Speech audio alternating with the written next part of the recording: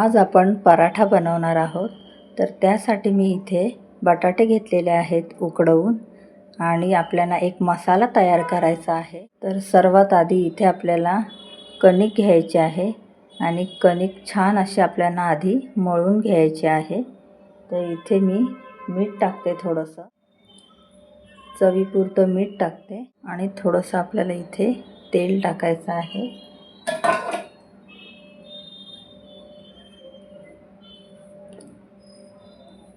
कणिक ही छान मळून घ्यायची म्हणजे पराठा पण छान होतो।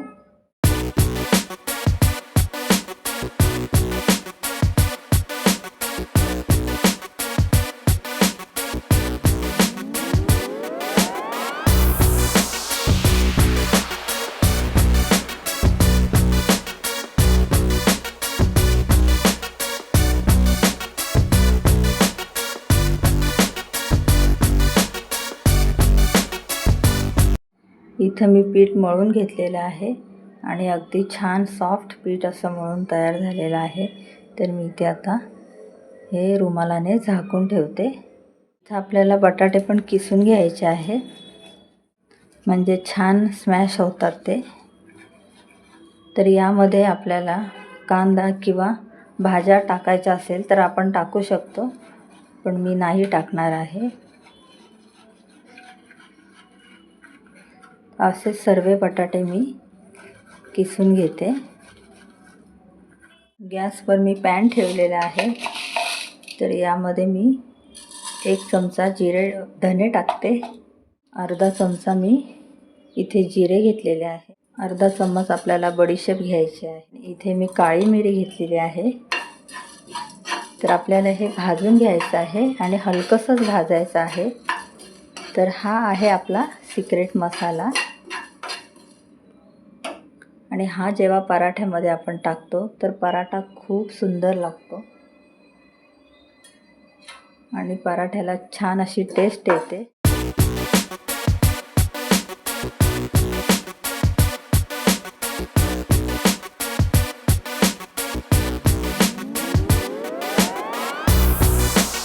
इथे हे सर्व भाजून झालेलं आहे। तर आता मी काढून घेते आणि आपल्याला इथे खलबत्त्यामध्ये हे छान वाटून घ्यायचं आहे।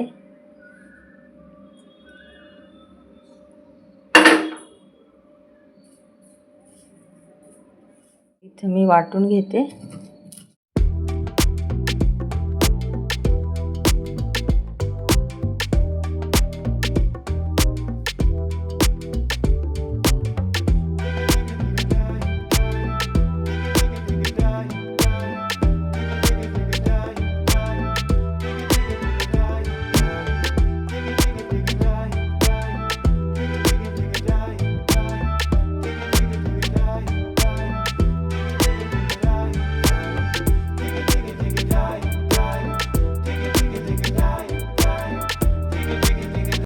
तर इथे मी हा मसाला तयार करून घेतलेला आहे।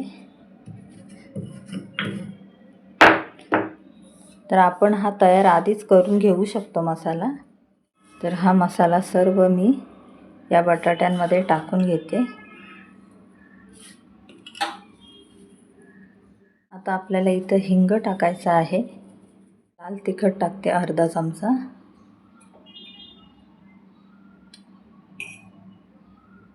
पाव चमचा मी हळद घेतलेली आहे। गरम मसाला घेतला अर्धा चमच आणि आपल्याला इथे घ्यायचा आहे चाट मसाला। थोडासा मी चाट मसाला टाकते। तर इथे लिंबू पण पिळू शकतो आपण। चवीपुरतं मीठ आणि भरपूर अशी बारीक चिरलेली कोथिंबीर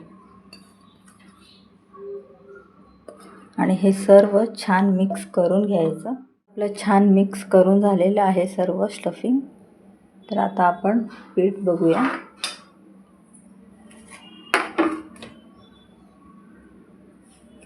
पुन्हा हे छान मळून घेते।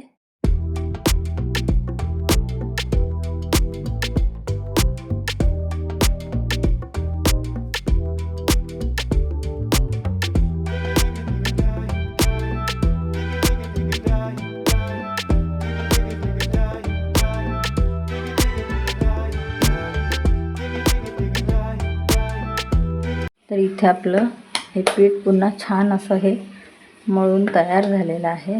तर आता आपण लाटायला घेऊया. तर इथे आता आपण लाटायची सुरुवात करूया.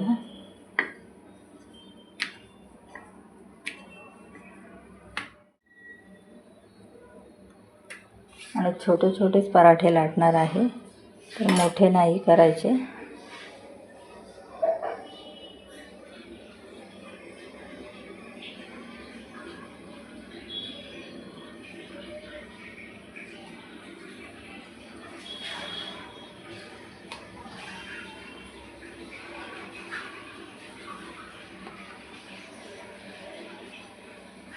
हलक्या हाताने लाटून घ्यायचे.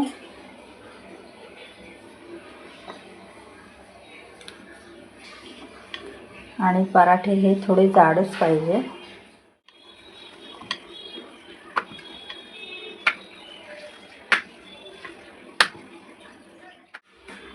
तर इथे बघा मी इतके जाड ठेवलेले आहे. थोडंसं तूप टाकते यामध्ये.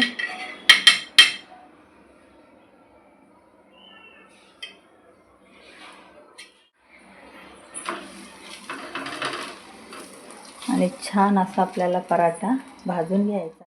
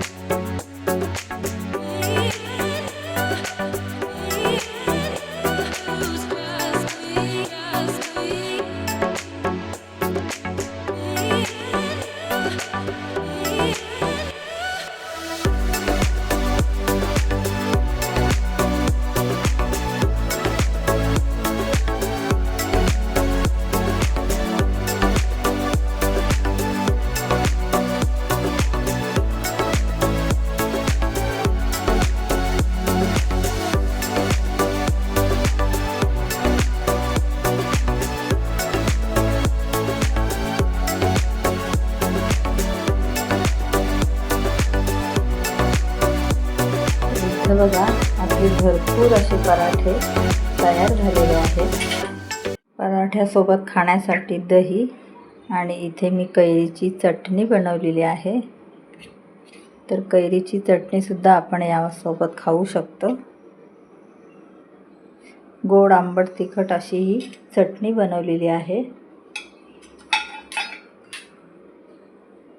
तर इथे आपली पराठ्याची रेसिपी आवडली असेल तर लाईक, शेअर आणि पटकन सबस्क्राईब करा.